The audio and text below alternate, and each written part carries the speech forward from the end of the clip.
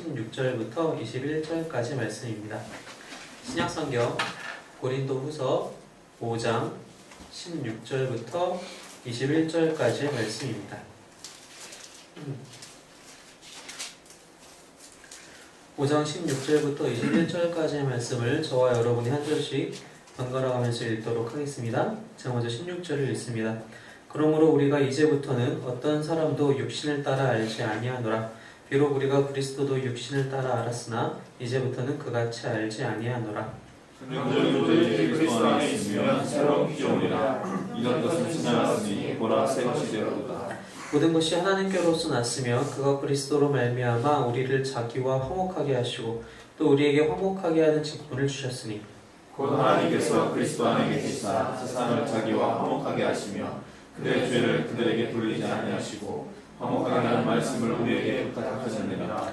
그러므로 우리가 그리스도를 대신하여 사신이 되어 하나님이 우리를 통하여 너희를 권면하시는 것 같이 그리스도를 대신하여 간청하노니 너희는 하나님과 화목하라. 하나님이 죄를 알지도 못하신 이를 우리를 대신하여 죄로 삼으신 것은 우리로 하여금 그 안에서 하나님의 의가 되게 하려 하심이라. 아멘.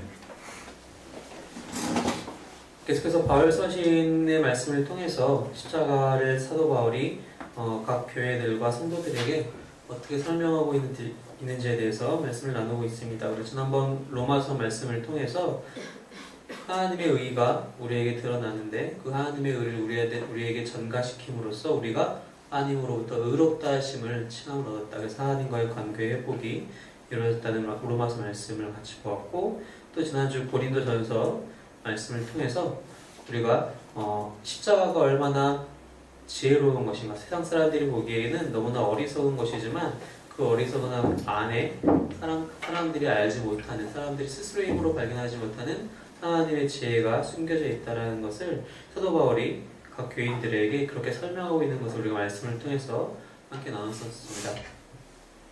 우리 고린도 후서 말씀을 통해서는 사도 바울이 이야기하고 있는 것은 십자가를 통해서 우리가 하나님과 화목하게 되었다. 즉 십자가를 통해서 화해가 이루어졌다라고 그 이야기를 이제 설명을 하고 있습니다. 우리가 화해라는 단어를 종종 살면서 많이 사용을 합니다. 누구와 싸웠을 때, 누구와의 관계가 틀어졌을 때, 내 그 친구랑 화해해야겠다. 나 그 친구랑 화해하기 싫어. 혹은 이런 식으로도 화해라는 단어를 종종 많이 사용을 해요. 그래서 우리가 화해라고 얘기를 할 때는 그 전제 조건은 그 사람과 그 당사자들끼리의 어떤 관계의 틀어짐이 전제되어 있을 때 그것을 가지고 이제 우리가 화해를 할 것인가 말 것인가 좀 이제 이런 단어들을 사용을 하게 됩니다. 우리가 이 십자가를 통해서 화해라고 얘기를 할 때에는 하나님과 우리 사이에 대해서도 그 관계의 틀어짐이 있었는가? 그렇다는 것입니다. 그리고 그 사실을 잘 알고 있었기 때문에 사도 바울은 우리와 하나님 사이에 화해가 무엇보다도 필요하다. 그 화목하게 되는 것이 필요하다라고 계속적으로 얘기하고 있다는 것입니다. 다른 본문들에서도 사도 바울이 동일하게 얘기하고 있는데 로마서 5장 말씀을 함께 보겠습니다. 로마서 5장 9절부터 11절 말씀입니다. 로마서 5장 9절부터 11절 말씀 찾으셨으면 함께 읽겠습니다. 시작. 그러면 이제 우리가 그의 피로 말미암아 의롭다 하심을 받았으니 더욱 그로 말미암아 진노하심에서 구원을 받을 것이니 곧 우리가 원수 되었을 때에 그의 아들의 죽으심으로 말미암아 하나님과 화목하게 되었은즉 화목하게 된 자로서는 더욱 그의 사다하심으로 말미암아 구원을 받을 것이니라. 그뿐 아니라 이제 우리로 화목하게 하신 우리 주 예수 그리스도로 말미암아 하나님 안에서 또한 즐거워하느니라. 로마서 말씀에서 사도 바울이 뭐라고 얘기하고 있냐면은 우리가 원수 되었다, 하나님과 원수 되었다라고 얘기를 하고 있어요. 그냥 전혀 알지 못하는 관계를 뛰어넘어서 서로 원수가 되었다라고 얘기를 하고 있습니다. 모르는 사람이면 사실 편해요. 우리가 가끔씩 그런 얘기 하죠. 어디 가서 아는 사람들이랑 있을 때는 그렇게 행동하지 않을 법한 것들을 그냥 편하게 행동할 때가 있어요. 어떤 사람들 앞에서는. 그러면서 이제 한마디 덧붙이는 거지. 저 사람 두고 볼 거 아닌데, 뭐 어때? 괜찮아. 이렇게 행동해도. 그런 식으로 생각할 때가 많이 있다는 얘기죠. 그런데 그런 남남인 관계가 차라리 편할 때가 있어요. 그죠? 그런데 여기서 사도 바울은 우리와 하나님의 관계를 그런 관계라고 놓는 것이 아니라 아예 원수가 되었다라고 얘기를 하고 있습니다. 이 원수된 상황에서 우리에게는 하나님과 화해하는 것, 하나님과 화목해 되는 것이 필요한데 그것이 방금 읽었던 로마서 5장 10절 말씀에 그의 아들의 죽으심으로 말미암아 우리가 화목하게 되었다라고 이야기를 하고 있습니다. 이 화목하게 되는 것, 이 화해가 우리 가운데 필요하다. 다른 바울 서신들에서도 계속 이러한 이야기가 나와요. 뭐 에베소서를 통해서든지 골로새서에서든지도 동일하게 이러한 이야기들이 이런 화해에 대한 교리가 사도 바울의 그 편지들 가운데 자주 나타나게 됩니다. 우리에게도 사실 이 화해가 쉽게 좀 더 가까이 다가오는 이유, 특히 이제 요즘 같은 세대에 많이 그렇게 다가오는 이유는 우리가 인간관계에 대해서 이제 더 많이 생각하는 시점에 왔다라는 것입니다. 우리나라만 예를 든다면은 이제 우리나라가 이제 일제 시대를 지나고 6.25의 전쟁 3년 동안 지난 다음에 이제 고도 성장의 기회가 있었어요. 그죠? 그런 기간들이 있었습니다. 그때는 사실 사람들이 다 일하는 것에 매진했죠. 어떻게 하면 더 효율이 좋을 것인가? 어떻게 하면 더 성능 좋은 제품을 만들 것인가? 그런 것들에 이제 몰두하다가 당시에는 교회에서도 그런 이야기들을 사실 많이 했어요. 예수 믿으면 복 받는다. 이 복이라는 것이 우리가 생각하는 복, 내가 조금 더 잘 살고 내가 조금 더 여유 있게 되고, 근데 그러한 이야기들이 이제 한철 지나가다 보니까 그 다음부터는 내가 저 사람과 어떻게 조화롭게 잘 할 수 있을 것인가 라는 이야기들이 이제 화두가 되기도 했습니다. 사실 요즘 이제 포스트 모더니즘이 시대라고도 얘기를 하죠. 그런 포스트 모더니즘에서는 나와 다른 사람들과의 관계, 즉 저 사람이 나와 틀린 것이 아니라 다른 것이다라는 이야기를 우리가 많이 하게 되잖아요. 그래서 어떤 조화에 대해서 이야기를 많이 하게 됩니다. 즉 관계에 대한 부분들을 우리가 항상 머릿속으로 생각하고 있고 관계 회복에 대해서도 늘 염두에 두고 있다는 것이죠. 그러한 시대에서 우리가 이 말씀을 보면서 우리가 하나님과는, 우리가 사람들과는 화목하게 되는 것을 많이 바라는데 당장 불편하니까, 당장 내 여친구와 싸우고 나면은 당장 내 마음이 불편하고 저 친구를 계속 봐야 된다면 더욱 그런 마음이 크기 때문에, 근데 정작 하나님과는 이러한 화해, 이러한 화목함이 우리 가운데 온전하게 성립되어 있는가, 우리가 그것을 누리고 있는가 생각해 보아야 한다는 것입니다. 화해, 과연 화해란 무엇을 이야기하는가? 화해는 그냥 갈라져 있는 어떤 관계를 안 보이는 것을 이렇게 대충 발라버리고 눈 가리고 아웅하는 것처럼 그런 많은 그런 행동이 아니라는 것입니다. 어떤 댐에 금이 가 있다고 칩시다. 어떤 시골 마을의 뚝에, 저수지 뚝에 이렇게 금이 가 있다고 칩시다. 근데 이 금이 보니까 너무 큰 거예요. 이걸 대충 이제 안에를 시멘트 같은 걸로, 혹은 뭐 홈쇼핑 같은 데서 방송에서 파는 믹스 뭐 그런 거 있잖아요. 그걸 좀 이렇게 뭉개가지고 발라서 안 보이는 것처럼 금만 살짝 지워버리면 그게 안전합니까? 그렇지 않다는 거예요. 누가 눈에 보이지 않는 부분까지 이미 다 그것이 금이 가 있고 다 속이 다 그렇게 갈라져 있으면은 조만간 그 뚝은 무너지게 되어 있어요. 물은 다 넘쳐나게 되어 있어요. 이것을 해결하려면은 이 문제를 근본부터 파악을 해야 돼요. 아, 이게 이만큼 금이 가 있으니까 내가 이만큼 더 보수공사를 하거나 아니면 새로 지어야겠다. 그런 게 필요하다는 거예요. 화해도 바로 그런 것이라는 것입니다. 눈 가리고 아웅하는 것처럼 나와 너 사이에 어떤 관계에 깨어짐이 있어서, 어떤 문제 때문에 관계에 깨어짐이 있을 때, 아, 우리 그냥 이거 모른 척하고 지나가자. 그냥 예전처럼 없던 일로 하고 그냥 우리가 예전처럼 친하게 지내자. 그렇게 해서 끝나는 것이 아니라 그 문제의 근본을 발견하고 같이 해결해야 될 필요성이 분명히 있다는 것입니다. 그렇지 않으면은 그 다음에 또 그 문제로 걸고 우리 넘어지게 돼 있다는 것입니다. 그래서 흔히 그런 얘기들 많이 하죠. 남녀관계에서 한번 헤어진 커플을 다시 만나면 똑같은 문제로 또 헤어지게 돼 있다고 그러더라고요. 그 문제를 해결하지 않고 지나가기 때문에 그래요. 그 문제를 그냥 없는 척하고 앞으로 그런 문제가 발생하지 않겠거니 하고 안심하다가 똑같은 문제에 또 걸리게 된다는 것입니다. 하지만 하나님께서 우리에게 원하시는 우리와 하나님 사이의 화해, 그 화목에는 그런 눈 가리고 아웅하는 방식이 아니라 그 근본적인 문제를 해결하고 넘어가는 것이 하나님이 원하시는 화해와 화목의 본질이다. 근데 그 근본적인 문제가 바로 무엇이냐? 바로 죄라는 것입니다.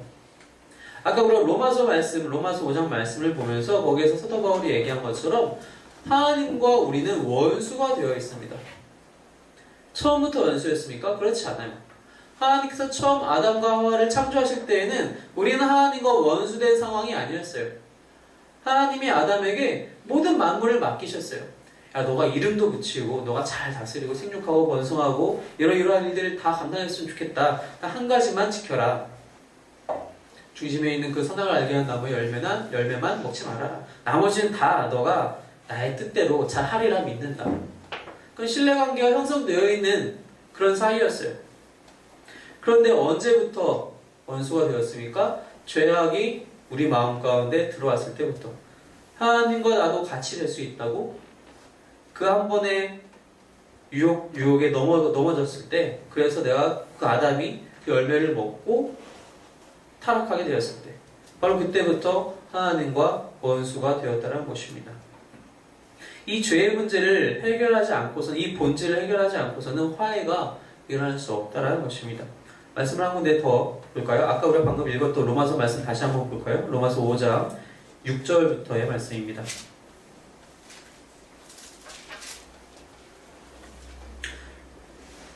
로마서 5장 6절 말씀을 다시 보니까 우리가 아직 연약할 때에 기약대로 그리스도께서 경건하지 않은 자를 위하여 죽으셨도다. 우리가 경건하지 않은 자들이었다는 것입니다. 우리가 하나님과 원수 되었을 때는 경건하지 않은 사람들이었다는 것입니다. 그 하나님과의 깨어진 관계 때문에 하나님의 경건하심을, 하나님의 거룩하심을 닮을 수 없는 존재가 되어버리고 말았다는 것입니다. 하나님은 분명히 당신의 형상대로 우리를 창조하셨음에도 불구하고 우리는 그 하나님의 거룩하신 모습을 닮을 수 없는 존재가 이미 되었다는 것입니다. 왜? 우리가 죄인이기 때문에 그렇게 되었다는 것입니다. 이 죄는 아까 우리가 방금 말씀드린 대로 에덴 동산에서 아담과 하와가 단지 그냥 그 열매를 먹었기 때문에 그 행위 자체가 죄가 되는 것이냐? 그렇지 않다는 거예요. 바울이 이야기하는 죄는 그냥 피상적인 행동들만 얘기하는 것이 아닙니다. 우리의 마음가짐이, 우리의 전체적인 마음가짐과 우리의 생각과 모든 행동의 방향들이 다 죄를 향한 방향으로 쏟아져 있다는 거예요. 쏟겨져 있다는 것입니다. 그것을 죄라고 규정하고 있다는 것입니다. 그것을 우리가 죄성이라고 얘기를 하죠. 그래서 사도 바울의 그 서신들을 헬라어 원어로 보면은 육체에 대해서, 그러니까 영어로 얘기하면 바디 혹은 한국말로 몸이라고 얘기를 할 때 그것을 사용하는 헬라어 단어를 두 가지를 서로 구별했었어요. 육신이라고 쓸 때가 있고, 한국말로 번역을 하면 육신이라고 쓸 때가 있고 육체라고 쓸 때가 있어요. 보통 육체라고 한국말로 번역된 것들은 다 우리 실제 이 피지컬한 이 물리적인 육신을 얘기를 하고 몸을 얘기를 하고요. 육신이라는 단어로 번역이 됐을 때는 주로 우리 안에 있는 죄성에 대해서 이야기하고 싶을 때 그 육신이라고 번역을 하게 됩니다. 사륵스라는 단어를 사용을 하게 되는데, 무슨 뜻이냐? 그 육신이라는 단어를 사용할 때는 우리 안에 있는 죄성, 우리는 정말 어쩔 수 없이 죄로 향해 가는 그런 존재들이다라는 것을 표현하고 싶을 때 그 단어를 사용한다는 거예요. 근데 우리가 그렇다는 겁니다. 아무것도 안 하고 가만히 앉아 있어도 우리의 생각은 끝도 없이 죄를 향해 자연스럽게 달려간다는 거예요. 우리가 태어나자마자 가장 잘할 수 있는 것, 누가 가르쳐주지 않아도 잘하는 것이 바로 죄라는 것입니다. 우리는 좋은 일, 착한 일을 하려면 노력해야 돼요. 훈련해야 돼요. 어느 날 갑자기 불쌍한 사람들을 길거리에서 혹은 지하철에서 봤을 때 우리 지갑이 열리지가 않아요. 훈련되어 있는 사람들이 더 잘 열려요. 늘 줘버릇 하던 사람이 더 잘 도와주게 돼요. 우리가 어제 금요예배 마치고 나서 이제 같이 집에 가면서 그런 얘기를 잠깐 했는데, 아무리 짧은 횡단보도에 있더라도 신호가 바뀌어야지 건너가는 거예요. 그런데 우리는 짧기 때문에 쉽게 무단횡단해요. 그냥 그 사람, 우리는 원래 그래요. 내 편한 것을 찾기 때문에 그래요. 참 부끄러운 이야기인데, 서울신학대학원 앞에도 되게 짧은 횡단보도가 하나 있어요. 신호가 그렇게 잘 바뀌진 않아요. 좀 기다려야 돼요. 아침에 등교할 때 보면은 무단횡단하는 친구들 정말 많아요. 근데 다 신대생이거든요. 정말 부끄러워요. 이게 도대체 분명히 저들 중에서 분명히 전도사도 있을 것이고 목사도 있을 것인데 그냥 건너가요. 가장 간단한 것인데도 불구하고 우리가 지키지 않을 때가 너무 많이 있다는 것입니다. 그것이 왜 그런 것이냐? 우리 마음속에는 죄성이 가득해서 가만두면은 그렇게 행동할 수밖에 없다는 거예요. 만약에 죄가 그저 행위의 문제면은 그 행위 고치면 돼요. 다시 원상복구 시켜주면 돼요. 도서관에서 책을 한번 빌렸는데 만약 그 책을 잃어버렸다고 칩시다. 그럼 그 책을 그대로 다시 똑같은 책을 사서 반납하면 도서관에서는 더 이상 문제 삼지 않아요. 만약에 죄를 행위의 문제라고 치면 이런 식으로 원상복구 시켜주면 돼요. 그리고 만약에 복구할 수 없는 문제라면은 어쩔 수 없어요. 이미 일어난 일인 걸 어떻게 하겠어요? 그 사람이 정말 그거 더 이상 복구할 수 없는 부분이면 그냥 묻고 지나갈 수밖에 없는 거예요. 아무도 어떻게 할 수 없는 거잖아요. 그런데 우리는 죄를 행위의 문제로 보지 않기 때문에 원상복구한다고 해서 그냥 어쩔 수 없는 일이라고 해서 넘어가지 못한다는 것입니다. 죄는 우리 안에 있는 죄성, 우리가 태생적으로 갖고 있는 그런 문제들이기 때문에 그렇다는 것입니다. 이 문제를 해결해야지만이 하나님과의 화목함이 다시 회복될 수 있다는 것입니다. 근데 이것을 어떻게 하시느냐? 하나님이 먼저 우리에게 찾아오셨다는 것입니다. 여러분, 화해를 할 때는요, 두 사람이 화해를 할 때는요, 양쪽이 모두 노력해야 돼요. 한쪽만 화해하고 싶은 마음이 있다고 해서 그 화해가 이루어지지 않아요. 예를 들어서 지금 이 자리는 없지만 영광이와 건호가 이제 같이 동갑 친구인데 영광이가 먼저 건호한테 툭 때렸어요. 그래서 한 5분 있다가 영광이가 건호에게 야 우리 화해하자. 건호가 화해하겠습니까? 한 대 맞았는데 할지도 모르죠. 너무 착하면. 먼저 친 사람은 자기가 화해하고 싶다고 해도 맞은 사람은 지금 일단 마음이 들끓고 있는데 화해할 수 있나요? 화해할 수 없어요. 아직 그 감정이 식지 않았거든요. 사람은 누구나 다 그렇습니다. 누가 먼저 화해해야지 그게 더 이치해 혹은 그게 더 쉽게 풀릴까요? 맞은 사람이 야 그래 실수했겠지 뭐 우리 화해하자라고 하면은 영광이도 같이 우리 화해할 수 있을 거예요. 물론 이제 본인의 뜨거운 회개함이 있어야겠죠. 뉘우침이 물론 있어야겠죠. 우리가 하나님과 원수되었는데 우리가 먼저 하나님께 화해를 요청할 수 있다고 치더라도 그것이 이루어지기가 쉽지가 않아요. 우리가 잘못해놓고 우리가 먼저 화해하자고 할 수 있느냐, 본인은 그렇게 할 수 있을지 몰라도 그것이 이루어질 수 있느냐는 우리가 알 수 없다는 것입니다. 그렇지 않다는 것입니다. 근데 하나님이 우리에게 먼저 찾아오셨다는 사실에 놀라운 이치가 있다는 것입니다. 하나님은 오히려 피해자세요. 우리의 죄 때문에 오히려 피해자가 되셨어요. 하나님이 그렇게 정성 들여서 창조하신 이 온 우주 만물과 그 에덴 동산이 그 질서가 깨어졌어요. 우리의 죄악 때문에 깨어진 거예요. 하나님이 피해자신데 하나님이 먼저 우리에게 찾아오십니다. 우리에게 화해의 길을, 그 화목의 길을 먼저 열어주세요. 또 우리가 예전에도 한번 읽었지만 창세기 3장 15절에서 하나님께서 그렇게 미리 계획하시고 예언하시잖아요. 여자의 후손이 나와서 너의 너의 머리를 밟을 것이다. 이미 그때 하나님은 모든 플랜이 완성되어 있었어요.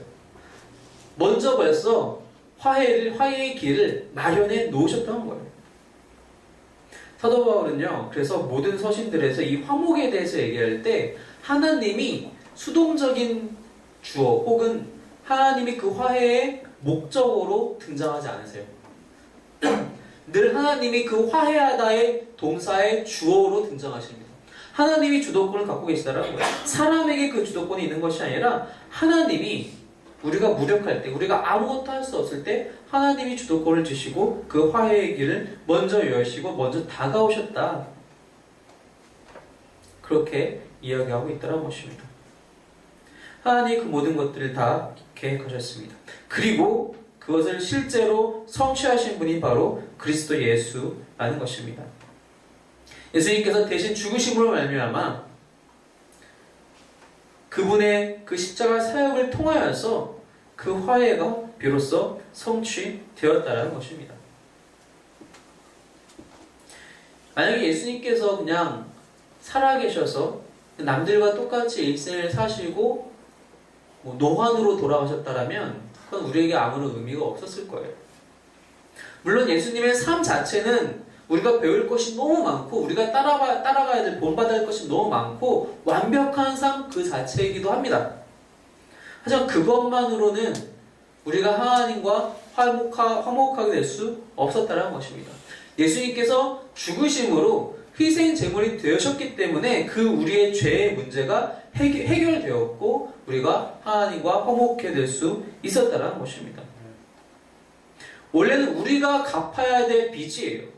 이 죄는 사도 바울이 상당히 여러 가지 단어들을 사용해서 표현을 해요. 이 죄를 갚는 것, 구속함에 대해서 뭐 시장에 있는 용어를 사용하기도 하고요. 법적 용어를 사용하기도 하고요. 성전에서 사용하는 용어도 사용하기도 해요. 시장에서 사용하는 용어에서는 우리가 노예가 되었는데 이 노예가 자유의 몸이 되기 위해서는 누가 돈 주고 그 몸값을 지불해줘야 돼요. 근데 거기서 이제 구속이라는 단어가 나타나거든요. 법적 용어에서 우리가 2주 전에 로마서 말씀을 보면서 의롭다 하심을 받았다. 하나님이 재판관이 되셔서 우리를 의롭게 하셨어요. 근데 그것이 다 예수님의 피 때문이었어요. 예수님의 십자가 사역 때문에 그것이 가능했다는 것입니다. 그분께서 희생제사가 되셨기 때문에 우리가 비로소 하나님과 화목해 될 수 있는 그 죄의 문제가 해결되는 일들이 그 은혜가 우리 가운데 있게 되었다는 것입니다. 오늘 본문 말씀 고린도후서 5장 21절 말씀에 보니까 사도 바울이 이렇게 이야기하고 있어요. 하나님이 죄를 알지도 못하신 이를, 즉 그리스도 예수를 얘기하는 거죠. 우리를 대신하여 죄로 삼으신 것은 우리로 하여금 그 안에서 하나님의 의가 되게 하려 하십니다. 하나님이 예수님을 죄인으로 삼지 않으셨어요.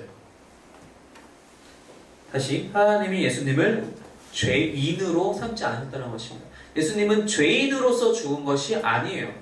우리의 죄를 다 지고 가심으로써 스스로 죄가 되심으로, 스스로 저주가 되심으로써 죽으셨다는 것입니다. 그래서 죄가 해결된 거예요. 예수님이 죄인이셨다면은 예수님이 돌아가심으로써 예수님 스스로의 죄밖에 해결될 수가 없어요. 예수님이 죄인이시니까. 예수님은 죄인이 아니에요. 예수님은 우리의 죄를 다 지고 가셔서 스스로 그 죄가, 스스로 그 저주가 되신 거예요. 그래서 예수님이 죽으심으로써 그 죄가 해결되었다는 것입니다. 그것이 우리가 예전에 구약 말씀을 보면서 대속죄일 그 묘사, 그 레위기에서 말씀해서 그 대속죄일을 하나님께서 가르치시면서 속죄 염소가 있었잖아요. 다 안수하고 그 염소가 한 마리는 떠나가고 한 마리는 잡아 죽이는 것으로 죄가 해결되는 거죠. 그 죄가 해결됐다. 바로 그 이야기를 사도 바울이 여기서 이렇게 묘사하고 있다는 것입니다. 이 십자가를 통해서 우리에게는 더 이상 죄의 문제에 대해서 우리 스스로 책임질 것이 하나도 없게 되었다는 것입니다. 근데 우리가 여기서 한 가지 주의해야 될 것은 이 십자가 사건 전후에 하나님께서 우리를 바라보시는 눈빛이 달라지셨느냐? 그렇지 않다는 거예요. 그건 그렇지 않습니다. 예수님이 돌아가시기 전까지는 우리는 죄인이었기 때문에 하나님께서 우리를 미워하시고, 예수님께서 십자가에서 돌아가신 이후로는 죄의 문제가 해결되었기 때문에 이제는 하나님께서 예수님의 보혈이 그 죄를 덮으심으로 우리를 이쁘게 보시고 사랑스럽게 보시느냐? 그렇지 않아요. 십자가 사건이 하나님의 태도를 적대감에서 사랑으로 바꾸신 것이 아닙니다. 하나님은 늘 우리를 보실 때에 사랑의 눈으로 보세요. 늘 사랑의 눈으로 보십니다. 다만 우리의 죄 때문에 우리의 죄를 보실 때에 하나님께서 미움의 태도를 가졌던 것입니다. 그런데 그것이 이제 끝났어요. 예수님께서 희생 제물이 스스로 되심으로 말미암아 죄의 문제가 해결되어져서 더 이상 하나님께서 우리 안에 있는 죄를 발견하지 못하시기 때문에 그 죄 때문에 나타났던 하나님의 그 미움의 태도가, 그 미움의 눈길이 이제는 사라진 거예요. 이제 그 장애물이 사라진 거예요. 이제는 우리에게 사랑의 눈길로만 보실 수 있게 되었다는 것입니다. 바로 십자가는 하나님의 태도를 바꾸신 게 아니에요. 십자가가 바꾸게 된 것은 우리의 하나님 앞에서의 우리의 지위가 바뀌어졌다는 것입니다. 우리가 죄의 노예였다가 십자가 사건 이 덕분에 우리는 하나님의 자녀로서 우리의 지위가 바뀌어졌다는 것입니다. 더 이상 우리가 죄 때문에 묶여있지 않게 되었다는 것입니다. 그것이 바로 예수님께서 십자가를 통하여서 행하신 일, 성취하신 일이라는 것입니다. 바로 이렇게 예수님께서 성취하신 일을 통하여서 우리에게 유익이 무엇이냐? 우리에게 평강이 찾아오게 되었다는 것입니다. 하나님과의 화평이 찾아오게 되었다는 것입니다. 이 화목은 예수님께서 십자가에서 돌아가셨기 때문에 모든 사람에게 주어진 것이냐? 그렇진 않아요. 예수님을 믿는 자들에게만 주어지는 것입니다. 예수님께서 십자가에서 돌아가실 때에 누구 언급하셨습니까? 내가 이제 십자가에서 죽을 건데 누구누구만 구원받을 거다 라고 언급하셨나요? 마치 무슨 연말 시상식에서 상 받은 사람이 나와가지고 아예 누구 감사드리고 우리 사장님 감사드리고 우리 부모님 감사드리고 그 리스트에 없으면은 뭐 감사받지 못하는 사람이고 리스트에 있어야지만 감사. 우리 그렇게 쉽게 생각하죠. 예수님이 그렇게 돌아가셨습니까? 그렇지 않아요. 예수님이 돌아가심으로 말미암아 구원의 길이 열렸는데 누구에게 열렸느냐? 예수님을 믿는 사람들에게만 열렸다는 것입니다. 그래서 사도 바울이 오늘 어떻게 표현하냐면은 그리스도 안에 있는 사람들 17절 그런즉 누구든지 그리스도 안에 있으면 새로운 피조물이라 이전 것은 지나갔으니 보라 새 것이 되었다. 그리스도 안에 있는 사람들 즉 그리스도를 믿는 사람들에 대해서만 이 구원의 길이 열리게 되었다는 것입니다. 바로 이것이 아까 얘기했었던 화해에는 양측 두 당사자가 모두 액션이 필요한데 하나님께서 이미 구원의 길을 다 만드시고 미리 화해를 요청하셨고 스스로 아들을 보내셔서 성취하셨는 그 모든 길이 다 이미 하나님께서 하신 일이고 우리는 믿기만 하면 된다는 것입니다. 우리가 믿기만 하면 이제 그 화목이 그 화해가 온전히 이루어지고 우리 가운데 평강이 오게 된다는 것입니다. 그래서 사도 바울이 오늘 16절에 그렇게 이야기하는 거예요. 그러므로 우리가 이제부터는 어떤 사람도 육신을 따라 알지 아니하노라. 비록 우리가 그리스도도 육신을 따라 알았으나 우리가 예수님을 알 때에도 혹은 사람을 알 때에도 겉모습만 보고 우리의 영적인 우리가 방금 말씀드린 것처럼 사도 바울이 육신이라는 단어를 사용할 때 우리는 죄된 모습을 이야기한다고 그랬잖아요. 죄성을 이야기한다고 했잖아요. 그 죄성을 따라서 예수님을 알았을 때에는 볼 수가 없었던 거예요. 사람을 봐도 그렇게 볼 수가 없었던 거예요. 그리고 예수님을 그 전까지는 그냥 한 사람으로서 놀라운 일을 많이 일으키는 그냥 기적을 만드는 그런 미러클 메이커로서의 한 사람으로서만 보았지만 이제는 그렇지 않다. 우리가 그 죄성의 눈으로 봤을 때는 발견하지 못했지만 이 믿음의 눈으로 봤을 때에는 예수님은 그리스도시고 우리를 위한 메시아시다. 이제부터는 그같이 알지 아니하노라. 그러면서 17절에 그런즉 누구든지 그리스도 안에 있으면 즉 그리스도 예수를 믿기만 하면 새로운 피조물이라. 이전 것은 지나갔으니 보라 새 것이 되었도다. 그래서 우리가 화목함을 얻게 되었다 라고 이야기하고 있다는 것입니다. 세상에 그리스도를 믿는 믿음이 필요하지 않을 정도로 선한 사람은 존재하지 않습니다. 분명히 성경에서도 세상에 의인은 없으니 하나도 없다고 얘기하고 있어요. 의인은 없다. 성경에서 의인이라고 표현을 받는 사람은 많지 않아요. 딱 2명, 제 기억에 딱 2명인데 한 사람이 욥이었고 한 사람이 에녹이었던 지금 제 기억이 정확히 명확히 하진 않지만 그 외에는 없어요. 없어요. 의인은 없습니다. 우리가 의인이라고 스스로 얘기할 수 있는 사람은 없다는 얘기예요. 모든 사람에게는 그리스도를 믿는 믿음이 필요합니다. 우리가 그만큼 선하지 않기 때문이에요.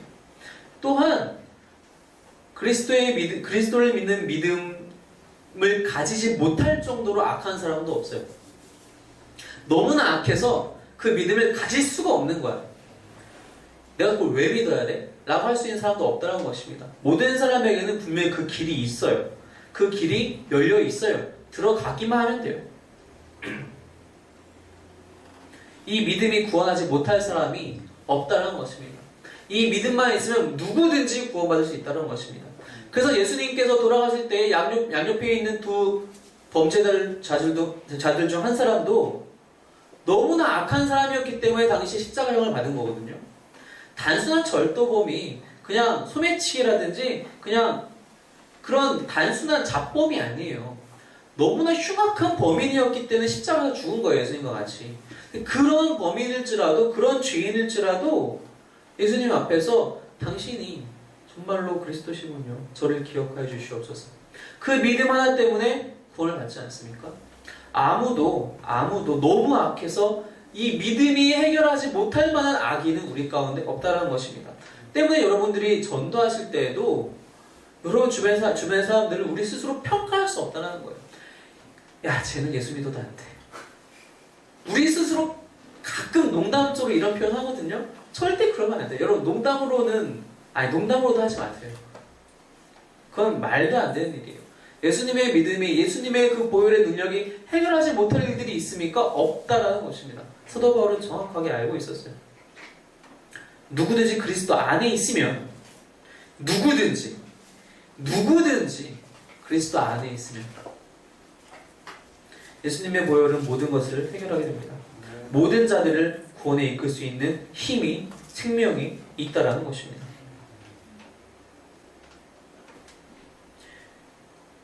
이 화해를 통하여서 찾아오는 평강은 단순히 적대감이 없어지는 그러한 평강을 얘기하는 것이 아니라 적극적인 조화, 하모니를 이야기하는 것입니다.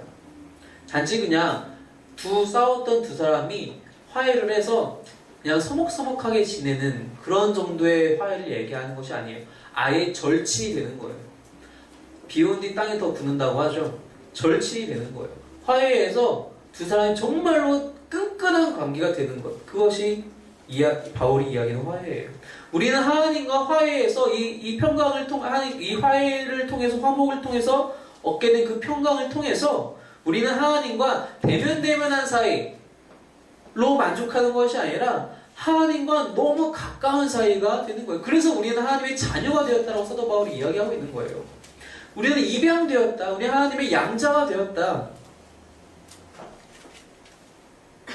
바로 그것이 우리와 하나님과의 새로운 관계가 그렇게 형성이 된다는 것입니다.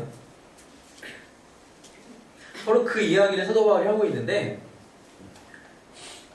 생각해봐야 될 것은 여기서 이 사도 바울이 이 이야기를 하는 대상은 이미 예수를 그리스도로 믿고 영접하고 구원받은 고린도 교회 교인들입니다. 이 이야기를 새신자들 혹은 믿지 않는 사람들에게 이 이야기를 하는 게 아니라 이미 믿고 구원받은 고린도 교회 교인들에게 이 이야기를 하고 있어요.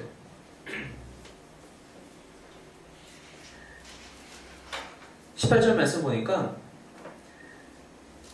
우리가 그래서 그리스도로 말미암아 우리를 자기와 화목하게 하시고 하나님께서 또 우리에게, 제 사도 바울을 얘기하는 것이죠. 사도 바울과 바울의 이름을 이야기하는 것이죠. 우리에게 화목하게 하는 진표를 주셨으니 19절 곧 하나님께서 그리스도 안에 계시사 세상을 자기와 화목하게 하시며 그들의 죄를 그들에게 돌리지 아니하시고 화목하게 하는 말씀을 우리에게 부탁하셨느니라. 즉 우리에게, 사도 바울 이름에게 얘기하는 것이죠. 그러므로 우리가 그리스도를 대신하여 사신이 되어 하나님이 우리를 통하여 너희를, 즉 고린도 교회 교인들, 너희를 권면하시는 것 같이 그리스도를 대신하여 간청하노니 너희는 하나님과 화목하라. 지금까지 우리가 화목에 대해서 이야기하면서 이건 구원을 이야기하는 거구나. 그런데 사도 바울은 고린도 교회 교인들에게 너희는 하나님과 화목하라 라고 이야기하고 있어요. 간청하면서, 그것도 간청하면서, 권면하면서 그렇게 하나님과 화목하라라고 요청하고 있다는 것입니다. 왜 그렇게 이야기를 하고 있느냐? 우리 지난주에 고린도 전서 말씀을 보면서 고린도 교회에 대해서 잠깐 이야기를 나눴어요. 학자들의 연구 결과로는 사도 바울이 고린도 교회에 편지를 보낸 횟수는 최소한 4회 이상이에요. 우리가 갖고 있는 편지는 2편밖에 없어요, 사실. 시간 순서대로 이제 이야기를 한다면, 먼저 첫 번째, 우리에게는 지금 전해지지 않는 첫 번째 편지가 있고요. 그 편지 이후에 고린도 전서를 보내게 됩니다. 그리고 나서 고린도 전서와 고린도 후서 사이에 한 편의 편지를 더 보내게 되고요. 그리고 네 번째로 이 고린도 후서를 보내게 돼요. 어떤 학자들은 고린도 후서도 사실은 2번 쪼개서 보냈다라고도 얘기하기도 하는데, 그것은 차치하고서라도 이 고린도 전서와 고린도 후서 사이에 보낸 편지가 한 편이 더 있다라는 얘기예요. 무슨 뜻이냐? 이 고린도 전서, 이걸 지난주에 내용을 다루진 않았지만 고린도 전서 내용을 잘 보게 되면은 거기서 사도 바울이 징계를 얘기하고 있어요. 너희가 너희 교회들 가운데 누구를 징계해야 되는데 그 사람이 어떤 죄를 저질렀냐면은 근친상간의 죄를 저지르게 돼요. 그 사람에 대해서 너희가 철저히 징계해라 라고 사도 바울이 이야기를 합니다. 전통적인 견해에 따르면은 그 편지, 고린도전서의 편지를 전달받은 고린도 교회 교인들이 징계하려고 봤는데 꼭 징계해야 될까? 이 사람도 우리 교인인데. 그리고 그 교인, 그 죄를 범한 그 당사자도 내가 왜 이것 때문에 벌받아야 하느냐? 나만 그랬냐? 오히려 이렇게 나타나는 거죠. 그래서 오히려 거기 안에서 사도 바울을 도리어 대적하게 되는 그 의견들이, 분파들이 생겨나게 됐다는 거예요. 그 이야기를 전해드린 사도 바울이 너무 깜짝 놀라고 어이가 없어서 이 죄에 대해서 이렇게 가볍게 대응하는 이 교회를 보고 다시 한번 서신을 보냈는데 그것이 고린도 전서와 후서 그 사이에 있는 서신이에요. 그래서 흔히들 이야기하기를 그 서신을 혹독한 서신이라고도 얘기를 해요. 거기서 정말 가혹한 단어들 많이 사용을 했나 봐요. 근데 그것을 사도 바울이 고린도 후서에 와서 내가 그래서 이렇게 편지를 쓴 것이다 라고 이제 앞에 1장, 2장에서 이제 그 내용이 잠깐 나오거든요. 근데 여기서 그러한 일들 때문에 고린도 교회가 상당히 상황이 안 좋게 됐어요. 스스로 그 교회 안에서도 파가 갈려져서 고린도 전서도 사실 파가 갈려져서 보낸 편지였는데 그 이후에도 다른 문제 때문에 또 파가 갈리게 된 거예요. 근데 이 파가 갈린 게 서로들만 갈린 것이 아니라 이 교회와 사도 바울 사이에서도 관계가 깨어지게 되는 거예요. 여전히 그 화평과 화목에 대한 그 이슈가 여전히 있는 상황이었다는 것입니다. 그런데 이 상황에 사도 바울이 다시 편지를 보내면서 우리가 서로 화목하자 라고 이야기하는 것이 아니라 우리가 방금 읽은 것처럼 20절 말씀처럼 너희는 하나님과 화목하라. 하나님과 먼저 화목해야지만이 우리 이웃들과 화목을 이룰 수 있다는 것입니다. 하나님과 화목이 이루어지지 않은 상태에서 우리가 스스로 다른 사람을 사랑하고 받아들일 수 있느냐? 그렇지 않다는 것입니다. 하나님의 사랑이 아니면 그리스도의 그 헌신된 사랑이 아니면 우리가 서로를 사랑할 수가 없어요. 사람의 방식으로 사랑하는 것은 한계가 있다는 것입니다. 우리가 그 어떤 당사자를 사랑하고 받아들일 수 있는 데에는 우리의 방식으로는 한계가 있어요. 그런데 하나님의 방식, 예수님의 방식에는 한계가 없어요. 예수님의 방식은 생명도 뛰어넘는, 죽음도 뛰어넘는 방식이었어요. 하나님의 방식은 수천 년을 하루같이 기다리시고 계획하시는 그런 사랑이에요. 당신의 독생자 아들도 아끼지 아니하시고 주시는 그런 사랑이에요. 어떤 것도 아깝지 않은 사랑이 바로 하나님의 사랑이라는 거예요. 이 우주만 하냐? 아니요. 더 뛰어나요. 더 넘쳐나요. 그게 하나님의 사랑이에요. 우리가 그 사랑을 먼저 하나님과의 회복된 관계를 통해서 배우고 얻지 않는 이상은 사람을 그렇게 사랑할 수 없다는 겁니다. 제가 그분 이름을 까먹었는데 요즘 좀 활발하게 활동하시는 선교사님이시더라고요. 교포, 미국 쪽 교포신지 모르겠는데 그 서점에서 철인이라는 책을 혹시 보신 분이 있을지 모르겠는데 그 책을 쓰신 분이시긴 한데 제가 지금 이름이 갑자기 떠오르지 않는데 주로 성남복자교회에서 주로 일주일에 한 번씩 또 집회하시는 것 같아요. 좀 젊은 분이신데 근데 그분이 이제 하신 이야기 중에 어떤 이야기였냐면은 자기가 이제 미국에서 있을 때였나봐요. 학교 그 신학교 학교 그 룸메이트인데 그 룸메이트가 어느 날 찾아와서는 고민 상담을 하더래요. 아 그래 무슨 일 있니? 그 친구가 이야기하기를 나 큰 사랑에 빠졌어. 오 그래 잘됐다. 무슨 사랑에 빠졌어? 누구랑 사랑에 빠진 거야? 나 인터넷 음란물에 사랑에 빠졌어. 너무 심각하게 얘기하는 거예요. 상대는 신대생이에요. 근데 그러한 음란물을 볼 때마다 자기는 이미 사귀고 있는 여자친구가 있는데 여자친구한테도 미안하고 하나님께도 너무나 죄송하고 이 죄지은 마음 때문에 죄책감에 하루하루를 버틸 수가 없는데 내 육신은 또 그걸 따라가고 있는 거예요. 그것 때문에 너무 심한 그러한 죄책감에 빠져서 이 친구인 선교사님한테 이제 상담을 요청하게 된 거죠. 야 그거 어떡하냐 큰일이다. 나도 사실 별다르게 너에게 어떤 조언을 하기 힘들다. 우리 담당 교수님 한번 찾아와서 얘기 좀 해봐라. 근데 이 사람이 그래서 교수님을 찾아갔나 봐요. 교수님을 찾아와서 상담을 잘하고 돌아오고 나서 그로부터 한 6개월 정도, 한 1년 정도 시간이 흐른 다음에 다시 이 선교사님이 그 룸메이트 친구한테 물어봤대. 요즘 어떠냐? 요즘 어떻게 그 문제가 해결되었냐? 해결됐어. 나 이제는 그런 거 전혀 가까이 안 해. 이 선교사님이 그래서 그래 잘됐다. 도대체 교수님이 어떻게 상담해 주셨니? 아 교수님한테 내가 이 이야기를 다 했더니 너의 여자친구를 그 음란물을 끊으려고 노력하지 말고 너의 여자친구를 더욱 사랑해봐라 라고 상담해 주셨어. 근데 여자친구만 생각하고 친구를 어떻게 하면 더 사랑해줄 수 있을까, 어떻게 하면 더 이 친구를 아껴줄 수 있을까, 어떻게 하면 더 잘해줄 수 있을까 늘 생각하다 보니까 이 인터넷 음란물이 내 머릿속에 들어올 틈이 없어진 거야. 하나님을 더욱 생각하고 하나님을 더욱 바라보고 하나님과 더 화목하게 되면 우리 주변의 문제가 그렇게 해결된다는 것입니다. 하나님과 먼저 화목하게 되면은 우리 주변의 사람들과도 그렇게 화목해질 수 있다는 것입니다. 그 사랑을 우리가 배우기 때문이에요. 하나님과 멀어지면 우리는 너무나도 자연스럽게 죄에 더 가까워지고 친숙해질 수밖에 없어요. 여러분, 우리가 개인 경건 생활을 왜 그렇게 강조하는지 아십니까? 그만큼 하나님을 더 알아갈 수 있는 시간이 우리에게 필요하다는 거예요. 우리 그것을 잠깐이나마 안 하게 되면은 그만큼 하나님 생각이 아니라 내 생각, 세상 생각, 걱정, 근심에 치우쳐 살게 된다는 것입니다. 하나님을 더 가까이 하지 않으면 세상과 가까워질 수밖에 없어요. 중간은 없다라는 거예요. 지난주에도 말씀드린 대로 회색지대는 없어요. 중간 영역은 없어요. 하나님과 화목해야 된다는 것입니다. 고린도 교회 교인들도 하나님과 화목해야 된다는 것입니다. 하나님의 마음을 더 깊이 알게 되면 우리가 이 문제를 왜 이렇게 경각심을 갖고 바라봐야 되는지 바라봐야 하는 거구나. 내가 이 죄인을, 우리 교회 공동체가 이 죄인을 권면해야 되는구나. 위에서 중보해야 되는구나. 때로는 다그쳐야 하는구나. 때로는 말씀을 가지고 찔림을 갖게 해야 되는 거구나. 이 죄인조차도 내가 이것 때문에 죄인이구나. 내가 이렇게 잘못한 것은 잘못한 행동이구나. 하나님 앞에 큰 벌을 받을 만한 행위였구나. 깨달을 수 있다는 것입니다. 어떻게 하나님과 가까워지게 될 때 그것이 가능하다는 것입니다. 우리 역시 마찬가지라는 것입니다. 우리가 하나님과 늘 가까워져야지만이 우리가 세상에 대해서 덜 신경을 쓰게 돼요. 걱정할 것들 많죠.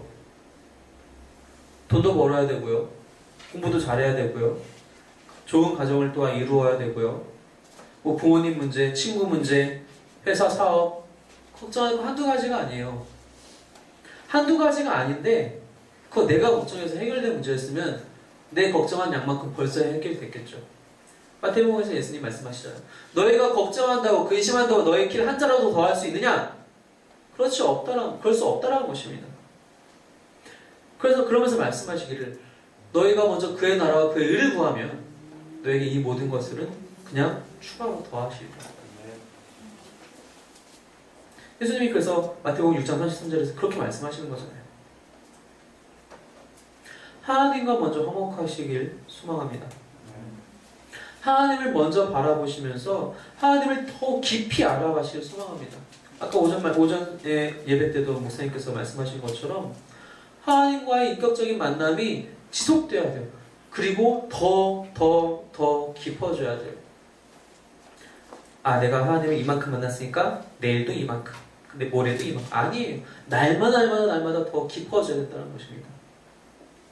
그러한 만남이 있어야지만이, 그렇게 하나님을 알아가야지만이 내 마음이 하나님의 마음을 닮아가게 되고, 그래서 다른 모든 것들에 대해서 우리가 틈을 주지 않고 하나님의 뜻대로 비로소 살아갈 수 있는 길이 열리게 된다는 것입니다. 늘 하나님과 화목하시기 바랍니다. 늘 예수님의 그 십자가 사역을 통하여서 우리가 드디어 하나님과 화해가 되었고 이제는 원수된 자가 아니라 하나님의 자녀가 되었음을 늘 기억하시고 늘 선포하시면서 살아가시는 저와 여러분이 되시기를 주님의 이름으로 축원합니다. 지금 함께 기도하겠습니다. 함께 기도할 때에 하나님, 우리는 정말 경건치 않은 자들이었는데, 우리는 정말 죄 때문에 하나님과 원수된 자들이었는데 주의 십자가 사역으로 말미암아 그 보혈의 능력을 말미암아 우리가 당신과 화목해 되었음을 다시 한번 고백합니다. 이것은 단지 구원의 문제뿐만이 아니라 우리의 신앙생활을 통하여서 날마다 주님과 깊어지는